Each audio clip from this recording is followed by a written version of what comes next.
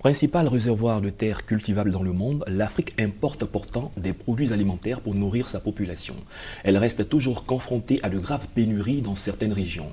Le continent africain peut-il atteindre la sécurité alimentaire pour couvrir les besoins de ses populations? Cette émission se propose d'en parler. Bienvenue à tous. Et justement pour en discuter, nous recevons M. Célestin Brawa Diama. Il est ingénieur des industries agroalimentaires. Bienvenue, M. Diama. Bonsoir, M. Oumar. Avec lui, M. Guy Romain Brissi, il est conseiller du président de l'Association nationale des riziculteurs de Côte d'Ivoire, Anarise CI. Bienvenue. Merci. Alors, la première question porte sur l'analyse. Quelles sont, entre autres, les missions? Déjà, disons, on ne dit pas Anarise. Anarise, c'est l'Anarise. Si, très bien. Avec ANA, pour Association nationale, et puis riziculteurs. D'accord, très bien. De Côte d'Ivoire. Donc, Association nationale des riziculteurs de Côte d'Ivoire. C'est une association qui regroupe tous les acteurs de la filière riz de Côte d'Ivoire et puis principalement les producteurs qui sont dispersés sur toute l'étendue du territoire, qui existe depuis 2002-2003 et qui est dirigé par M. Kwadio Tiakou Thomas, président de l'ANARICI. Alors, la mission de l'ANARICI, c'est de promouvoir la riziculture, lui donner la capacité de satisfaire les besoins nationaux en matière de production agricole de riz et puis donner un label ivoirien du riz et certainement à un certain niveau être capable de mettre à la disposition de ce riz-là, de mettre ce riz à la disposition d'autres pays qui peuvent en avoir besoin et Dieu seul sait qu'il y en a beaucoup. D'accord. Monsieur Diama, vous êtes dans l'agro-industrie. En quoi consiste votre travail au quotidien en tant qu'ingénieur agro dans l'agro-industrie? Notre travail au quotidien consiste à mettre à la disposition des consommateurs des produits sains de consommation, mais également de mener toute opération nécessaire dans le cadre de la transformation dans des produits agricoles. Ok, très bien. Nous parlons de sécurité alimentaire en Afrique. Monsieur Guy Romain Brissi, quand on parle de sécurité alimentaire, qu'est-ce que c'est? Bon, la sécurité alimentaire, pour ce qu'on sait en termes de définition, c'est la capacité, n'est-ce pas, qu'il y a pour les êtres humains à disposer de nourriture. C'est-à-dire avec la possibilité pour eux d'acheter, parce que la nourriture existe, mais aussi avec la possibilité pour eux de pouvoir choisir la nourriture qu'ils veulent consommer. C'est à ce niveau qu'on parle de sécurité alimentaire. D'accord. Un additif en termes de définition? Oui, disons que sur la définition, j'ajouterais l'aspect quantitatif et qualitatif. D'accord. De telle sorte que l'aliment que vous consommez ne soit pas nocif pour votre santé. Et j'ajouterai aussi la volonté pour le consommateur de manger ce qu'il veut, quand il veut. Et ça, c'est le qualiticien qui oui, c'est le qualiticien, mais en même temps aussi, pour l'Organisation des Nations Unies, c'est un droit, l'alimentation, c'est un droit. Donc, il faudrait que le consommateur puisse avoir le choix de ce qu'il veut consommer. D'accord, vous dites quelque chose de très intéressant, c'est un droit pour tout habitant d'avoir droit à l'alimentation. Mais quel est l'état des lieux en Afrique quand on parle de sécurité alimentaire? À quel niveau est-ce que nous sommes? Bon, quand on parle de sécurité alimentaire en Afrique, je ne dirais pas que la situation est alarmante, mais elle est préoccupante. Explication. Elle est préoccupante en ce sens que l'Afrique, surtout l'Afrique subsaharienne, est une zone qui a une forte croissance des populations. Et qui dit croissance des populations parle de nourrir des gens en masse. Et donc, il faut avoir de la disponibilité pour nourrir ces personnes-là. En cela, c'est un enjeu. D'accord. Est-ce que sur le continent africain, on mange à sa faim? Encore, M. Guy Romain Brissi. Il faut dire que ce n'est pas seulement l'Afrique qui est préoccupée par la question de la sécurité alimentaire. Oui, c'est une préoccupation mondiale. Tous les pays du monde ont un problème de sécurité alimentaire. Déjà, pour vous dire, en termes d'information, c'est l'ONU même qui, dans son rapport de juillet dernier, qui a déclaré que c'est près de 820 millions de personnes sur la Terre qui n'ont pas accès convenablement à ce dont ils ont besoin pour se nourrir. L'Afrique aujourd'hui connaît près de 20% de taux de croissance de la faim. Donc finalement, c'est assez préoccupant. C'est préoccupant et ça mérite justement que ce genre d'échanges que nous avons permettent de tirer la sonnette d'alarme et certainement proposer un certain nombre de choses pour faire face à cette situation qui prévaut. D'accord. Voyons justement les actions entreprises par les différents gouvernements ou les gouvernants pour lutter contre la faim, pour atteindre la sécurité alimentaire? D'accord. Avant d'arriver à cela, je voulais quand même faire une précision. Allez-y. Parce qu'il y a un certain nombre de vocables qui sont évoqués et qui peut-être parfois font confusion. On parle de sécurité alimentaire, c'est-à-dire la possibilité que la nourriture soit disponible. Mais la question c'est que pour que la nourriture soit disponible, ça peut s'acheter. Le pays peut importer en masse et mettre à la disposition de sa population pour qu'elle consomme, et même qu'elle consomme dans la quantité, dans la qualité que les uns et les autres veulent. Mais il y a l'autre élément qui est essentiel dans ce que nous sommes en train de dire ici, c'est la question de la souveraineté alimentaire. Même pas de la souveraineté alimentaire, mais de l'autosuffisance alimentaire. Vous savez, la différence entre la sécurité alimentaire et l'autosuffisance alimentaire, pour la sécurité alimentaire, c'est que la nourriture soit disponible. Les aliments qu'on va consommer, c'est disponible. Les gens, c'est mis à disposition des populations à des prix auxquels ils peuvent acheter. C'est mis à disposition des gens dans les quantités qu'ils souhaitent, dans les qualités qu'ils souhaitent. Mais la question de l'autosuffisance, c'est que c'est la capacité de chaque pays à produire par lui-même la quantité d'aliments que chaque citoyen vivant sur ce pays-là a besoin d'avoir dans son assiette pour vivre sainement.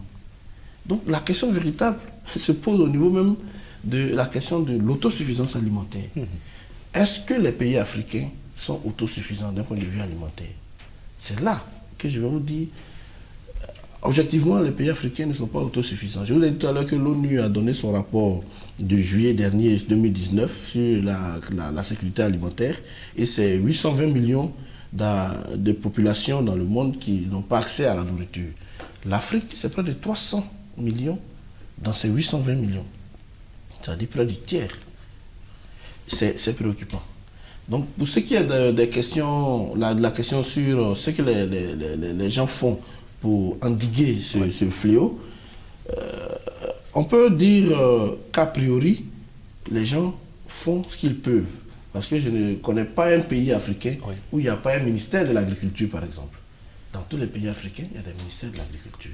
Mais est-ce que ça suffit? Il y a que depuis 2003, il y a eu la réunion de Maputo, de l'Union africaine, où il a été décidé que chaque État mette dans son budget 10% à consacrer à l'agriculture. Mais à ce jour, c'est seulement peut-être 4 pays qui ont pu atteindre les 10%. C'est lesquels? C'est le Malawi, le Mozambique, le Niger, à peine, et puis récemment même le Zimbabwe, qui a atteint juste les 10%. Mais ça descend, ça remonte. Mais on a 53, 54 États en Afrique. Je vous dis, il y en a 3 ou 4 qui ont véritablement donné 10% à l'agriculture. C'est quoi? C'est la volonté politique? C'est quoi? C'est les moyens? Vous savez, le thème de volonté politique, moi, je l'utilise très peu, parce que quand parfois on est dans des échanges, quand on dit la volonté politique, c'est un problème de volonté politique, on se dit qu'on a fini de tout dire. Alors qu'il faut expliquer la volonté politique. Est-ce que les gouvernants veulent régler le problème? Ou peut-être, est-ce que les gouvernants peuvent régler le problème? Savent comment régler le problème? Au niveau de l'ANARICI, il y a des dispositions qui sont prises pour dire comment faire pour que, par exemple, au niveau du riz, en Côte d'Ivoire, nous soyons autosuffisants. C'est possible. D'accord. Peut-être que vers la fin de l'émission, on aura l'occasion d'en parler.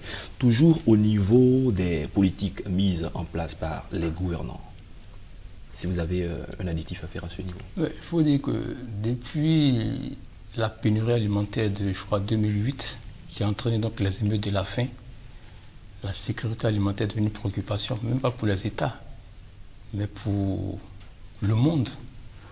Au point que dans les rencontres annuelles, je crois, qui ont suivi, le thème a été inscrit à l'ordre du jour du G8, et je crois même du sommet du G20 qui ont succédé. Ça veut dire que c'est une préoccupation majeure, aussi bien pour le monde entier, mais pour des États également. Parce que l'alimentation, la dernière des dignités que vous ne pouvez pas retirer à un être humain. Si vous lui retirez ça, il devient incontrôlable. D'accord, je vais demander votre avis également. Il devient préoccupant pour les nations, pour les États, de mettre à disposition les moyens pour assurer, pas cette sécurité alimentaire, mais cette autosuffisance alimentaire. Parce que la sécurité alimentaire, comme il a dit, vous pouvez importer du riz, du maïs pour vos populations. Mais vous le faites pendant combien de temps? Ça empêche sur le budget. Vous avez d'autres programmes à assurer. Donc, si vous arrivez à assurer votre autosuffisance alimentaire, c'est-à-dire qu'en interne, vous développez une politique de suffisance alimentaire, ça vous met à l'abri des sollicitations extérieures et puis de tout dérapage incontrôlé. D'accord, on a le cas récent du Nigeria qui a sa politique pour atteindre l'autosuffisance, peut-être en riz et dans certains produits, et qui a fermé ses frontières avec le Niger, le Cameroun, le Bénin. Quelle est votre appréciation sur cette façon de faire? Récemment, le président du Nigeria a décidé que ce soit en janvier, jusqu'à nouvel ordre, en janvier, que les frontières soient ouvertes. Votre avis sur ça? Oui, ça fait jaser et ça intéresse tout le monde, mais ça s'analyse à un autre niveau. Pour compléter ce que disait monsieur Diama tout à l'heure, l'Afrique importe 85% de ce qu'elle consomme. Vous comprenez? 85% de ce qu'elle consomme. Et le Nigeria, justement, a constaté que eux qui sont le pays le plus peuplé en Afrique, importaient beaucoup de ce qu'ils consommaient. Ils ont commencé à réfléchir, à se poser des questions pour se dire, mais qu'est-ce qu'on fait pour que chez nous, les gens aient un autre réflexe que de se contenter de consommer ce qui vient d'ailleurs. Soit dit en passant, le Nigeria consomme le riz en grande quantité, mais juste à côté, c'est le Bénin qui est le plus gros importateur de riz. Donc le Bénin importe le riz en grande quantité, fait rentrer au Nigeria, ils ont estimé que ça devrait s'arrêter et ils ont fermé. Ça bouscule beaucoup de choses autour du Nigeria. Mais ça s'analyse, comme j'ai dit tout à l'heure, ça s'analyse à un autre niveau. Ça relève de la question de la souveraineté alimentaire. C'est-à-dire, l'État se donne le droit d'adresser sa politique agricole pour régler son problème alimentaire. Ça peut plaire, ça peut ne pas déplaire. On espère que ça va se faire en respectant un certain nombre de règles qui existent, n'est-ce pas, sur le continent, dans les sous-régions et tout ça. On espère que ce que le Nigeria fait, ceux qui sont plus qualifiés au niveau juridique, qui viendront peut-être vous dire si ça répond aux normes juridiques et tout ça, ou économiques. Mais pour ce qui me concerne, moi qui m'intéresse à l'agriculture et à l'alimentation notamment, je pense que ce que le Nigeria a décidé de faire, c'est de peut-être à un moment donné décider de créer le problème auprès de ces populations et de motiver ces populations à faire face à leurs problèmes et le régler en mettant la main à la pâte, avec certainement un mécanisme de financement de ce qui va se faire pour que le problème soit réglé. Je n'ai pas toutes les informations sur ce qui est fait en interne au Nigeria pour faire face à cette situation, mais le problème se trouve là. Donc, ce n'est pas seulement une question de sécurité alimentaire, ce n'est même pas seulement une question d'autosuffisance alimentaire, mais ça se règle au niveau de la souveraineté alimentaire. Le Nigeria a décidé de prendre des mesures sur elle-même, enfin sur lui-même, pour pouvoir faire face à son problème et définitivement régler la question. On espère qu'ils vont réussir et que demain, si ça marche et qu'ils ont la possibilité d'être capables de produire beaucoup, qu'ils ne soient pas surpris que les autres refusent de consommer ce qu'ils vont produire. Il y a aussi ce revers de la médaille qu'il y a là-dedans. Je dis, les juridiques ou bien les juristes viendront vous donner plus d'éléments d'information sur ce qui va se passer. Okay, très bien. Voyons un peu l'aide humanitaire. Nous parlons de sécurité alimentaire. On a brossé un peu l'autosuffisance alimentaire. Il y a l'aide humanitaire. Quelle est votre appréciation sur les aides humanitaires en Afrique? Bon, moi je pense que pour moi, l'aide humanitaire doit être une situation ponctuelle. Votre pays traverse une catastrophe. Vous avez subi des dommages, on vous apporte une aide extérieure pour vous aider à vous relever. Dans ma compréhension, l'aide humanitaire ne peut pas faire partie d'un programme de gouvernance. C'est-à-dire qu'on fait des budgets ou bien des plans de développement et puis on inclut une rubrique concernant l'aide humanitaire pour dire que bon, on attend de telle nation qui nous apporte tel soutien pour pouvoir atteindre nos objectifs. Non. C'est en cela que je suis gêné par le thème d'aide humanitaire. Si on vit une situation de catastrophe, qu'on sollicite de l'aide, on peut comprendre.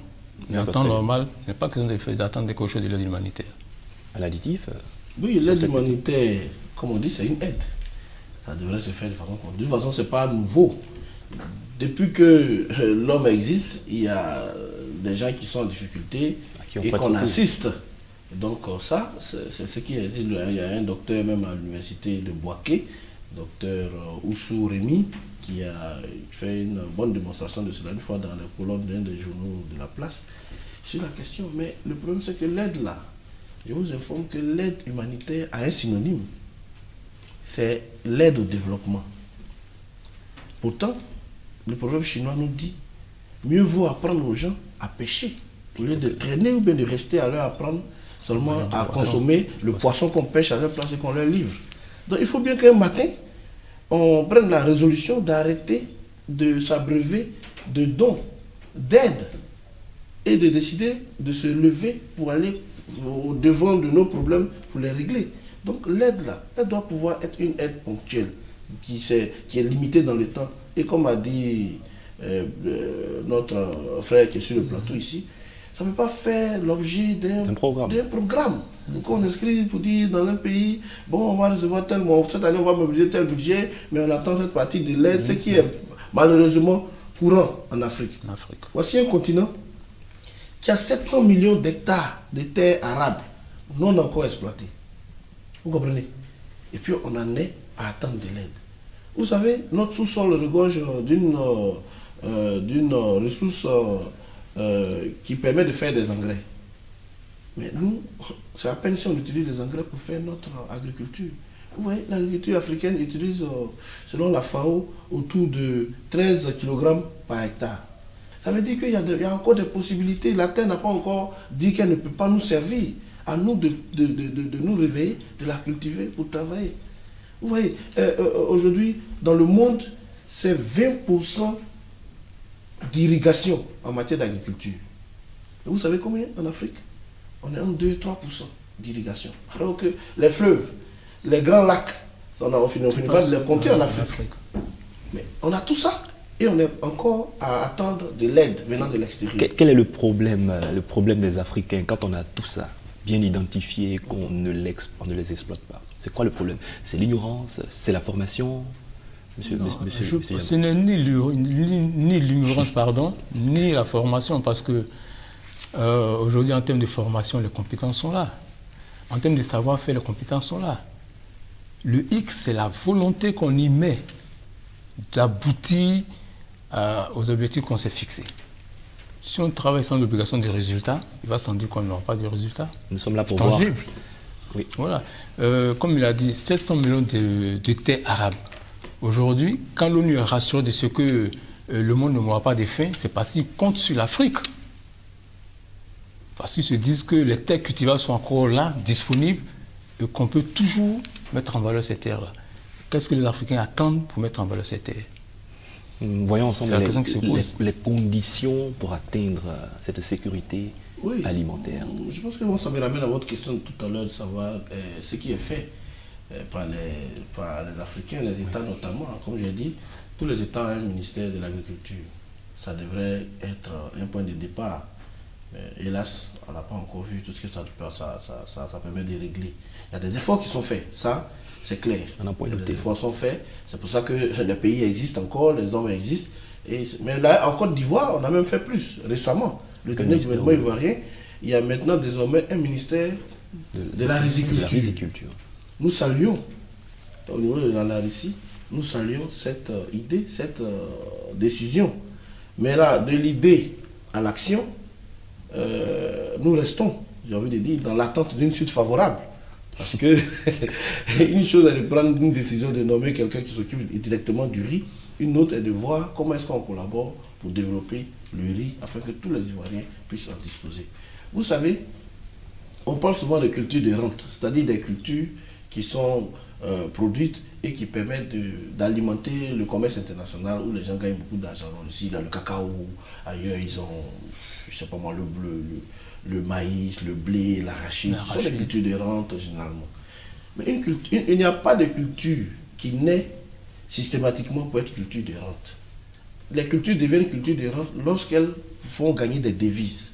Mais pour gagner des devises, il faut qu'elles soient produites en quantité capable de gérer les besoins locaux pour après être utilisées pour gérer les besoins à l'extérieur. C'est pour ça que les devises rentrent et que ça devient maintenant des cultures de rente.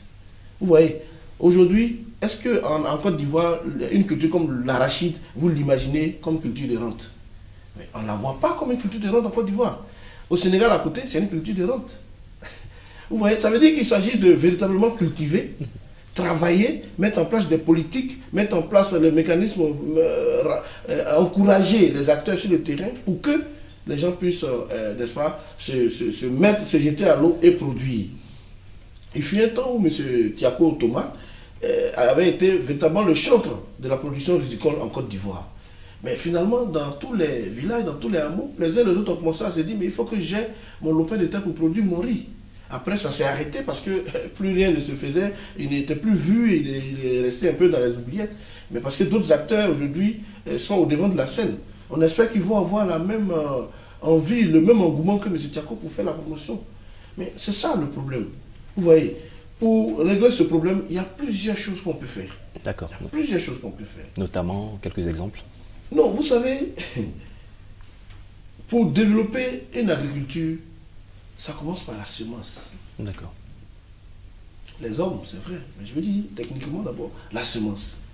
Ici, en Afrique, je ne sais même pas, autant il y a des ministères de l'agriculture, autant il y a des ministères de la recherche scientifique. Généralement, c'est inféodé au ministère de l'éducation, de l'enseignement supérieur ou de l'éducation nationale. Mais le monsieur ou bien la dame qui est nommée à ce poste, parfois se préoccupe plus des écoles qui vont ouvrir, où il ou elle doit signer une décision pour que l'école ouvre, et puis peut-être par derrière avoir les dividendes, et puis bon, les écoles qui vont fermer, les enfants qu'on doit orienter, les bourses d'études qu'on pourra monnayer, les examens qu'on peut monnayer. Et puis, c'est ce que je gagne et je mets en poche pour aller peut-être après faire des choses dans ma région, dans mon village, qui intéressent les gens en Afrique généralement. Mais la réalité peut être à la base d'autres choses. La recherche scientifique a besoin de pouvoir produire des semences qui changent le rendement. En Côte d'Ivoire, ici, on peut produire près de 6 à 8 tonnes de riz sur 1 hectare de terre cultivée. Mais c'est la recherche qui permet d'atteindre ces niveaux. Après, la vulgarisation intervient. Donc, je veux dire, à ce niveau, c'est la base. D'accord, très bien. Donc, la semence, la recherche... Non, la recherche produit la semence qui améliore la productivité, c'est-à-dire le rendement, pour avoir beaucoup plus de production sur une petite partie de la terre. D'accord. Après, quand vous avez fini de faire, quand vous avez la recherche qui a bien été aménagée, mais M. Tiako disait une fois, on ne produit pas 1 500 000 tonnes de riz, comme c'est de besoin en Côte d'Ivoire, avec la machette et la daba. Il y a la question de la mécanisation. Très bien. Mais la mécanisation, c'est le financement de l'agriculture. C'est-à-dire qu'on met en place des éléments pour que les gens disposent du matériel. Mais vous voyez les gens qui sont dans les bas-fonds. Ils font le riz, ils sont courbés toute la journée. Mais c'est impossible. Ok, très bien. Monsieur Diama, sur la même question, les conditions pour qu'on atteigne cette sécurité alimentaire en Afrique. Bon, je pense qu'il les a bien évoqué, hein, mon collègue sur le plateau. Il a bien évoqué, la semence, la mécanisation. Il faut une politique de réglementation claire au niveau de l'accession aux terres. Aujourd'hui, une des difficultés majeures, c'est l'accessibilité des terres. Quand vous rentrez, vous prenez à l'échelle de votre village, les disputes qui ont lieu par rapport aux forêts sont telles qu'il sera difficile à vous, par exemple, d'aller dans votre zone et puis vouloir faire cette agriculture sur des vastes superficies. Donc, pour se contenter du peu qu'on a, il faut que les semences soient améliorées, de manière à ce que sur le petit espace que vous avez à produire, vous produisez beaucoup. D'accord, très bien. De la productivité. Mais je voulais plutôt dire, par rapport à ce qu'il a dit, il faut que nos ministères chargés de ces domaines-là aient des obligations de résultats. On leur donne une feuille de route claire avec des obligations de résultats. De telle sorte que, au thème de l'année ou bien de l'exercice, on puisse faire un état des lieux, voir où est-ce qu'on était, où est-ce que nous en sommes et qu'est-ce qu'il y a pour les perspectives à venir. Mais tant qu'on ne s'inscrit pas dans ce cadre-là, on n'ira pas de nulle part. D'accord. Je voulais terminer pour dire, tout à l'heure, il n'y a pas des centres de recherche. On a le CNRA, à l'époque on avait... Pour la Côte d'Ivoire. Pour la Côte d'Ivoire, qui font beaucoup de recherches avec des résultats. Mais tant que vous allez voir qu'en termes d'exploitation de ces résultats, il n'y a pas de suite. D'accord, nous sommes en train d'aller vers la fin, il nous reste 1 minute. Et ce avec quoi on va conclure, il y a plusieurs salons, notamment les salons dédiés à l'agriculture, le Sahara. Est-ce que ces salons peuvent contribuer à ce que nous sommes en train de dire, la promotion de cette sécurité alimentaire? On commence par vous, monsieur. Les salons, c'est des espaces de rencontre pour échanger, pour discuter. Généralement, les Africains, quand on va à des salons, on reste dans ce qui a observé le beau, on est dans un stand, on se promène dans un espace, on a distribué des cartes de visite, et puis après on s'assoit. On a été au salon, on a porté des t-shirts. Mais au salon, on va chercher des contacts. Parce que quand on va à la recherche de contacts, il faut être capable d'identifier ses besoins. Vous comprenez? Quand vous n'avez pas clairement identifié vos besoins, quand vous allez dans un salon, il est difficile que vous vous orientiez de façon efficace, de façon efficiente. Vous allez aller dans un salon juste pour y être. Quand je vous parle de la recherche, la recherche doit savoir ce dont elle a besoin pour aller au salon. Mais vous verrez des stands. Salon de l'agriculture du Maroc, salon de l'agriculture de France, salon de l'agriculture même de Côte d'Ivoire qui va commencer sous peu. Vous voyez des gens qui trouvent l'occasion de s'offrir des missions, qui trouvent l'occasion d'aller juste être présent, mais parfois il n'y a même pas de rapport de participation. D'accord. Pour pouvoir en tirer ce qu'il y a à retenir et comment on met en œuvre la suite des choses. Comment continuer à entretenir ces nouveaux rapports, ces nouveaux contacts qu'on a eus pour pouvoir en tirer ce dont on a besoin. Les échanges interrégionaux, inter-entreprises même peuvent se faire et puis apporter quelque chose, un plus à ce qu'on fait normalement. D'accord. Merci, M. Guy-Romain Brissy. Nous sommes en train de conclure en quelques secondes sur la même question. Oui, sur la même question, je dirais que, comme il a dit, les salons sont des espaces de rencontres, de partenaires, mais les salons ne peuvent pas remplacer les politiques nationales de développement agricole. C'est sur ces mots que nous allons mettre un terme à cette émission. Je rappelle que vous êtes M. Célestin Brawadjama et ingénieur des industries agroalimentaires. Merci d'avoir accepté notre invitation. Avec vous, M. Guy-Romain Brissy, qui est conseiller du président de l'Association nationale des riziculteurs de Côte d'Ivoire. Merci également d'être venu. Merci à vous. C'est la fin de cette émission. Merci à tous de l'avoir suivi et bonne suite de nos programmes sur Medi 1 TV Afrique.